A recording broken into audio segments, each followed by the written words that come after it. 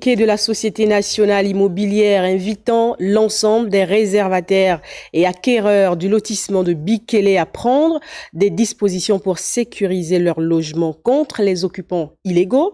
Eh bien, le collectif des habitants, lui aussi, vient de tirer la sonnette d'alarme aux vrais propriétaires de ces maisons. Ingrid Bijou, Mombo et Jean de Dieu Ougoms. On prend tout le monde. Nous, on a déjà occupé une maison. Ouais. Logements sociaux de Bikélé, que se passe-t-il réellement entre les squatters et la Société nationale immobilière dont font écho les réseaux sociaux depuis un certain temps?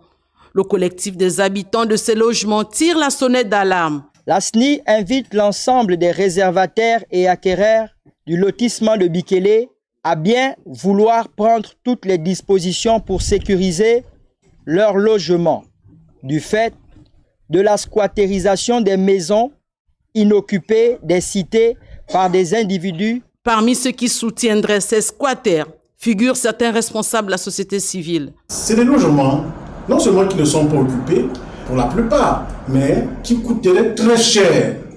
Parce qu'aujourd'hui, le DG de l'Asie nous fait comprendre qu'un seul logement coûterait 42 millions de francs CFA. Face à cette situation confuse, le directeur général de la SNI clarifie. Ces logements, à la demande donc des premiers réservataires, avaient fait l'objet d'attribution dans le cadre du programme de cession en l'État, qui est un programme purement social et qui avait pour objectif donc de permettre à ces réservataires-là de pouvoir acquérir ces logements à moindre coût.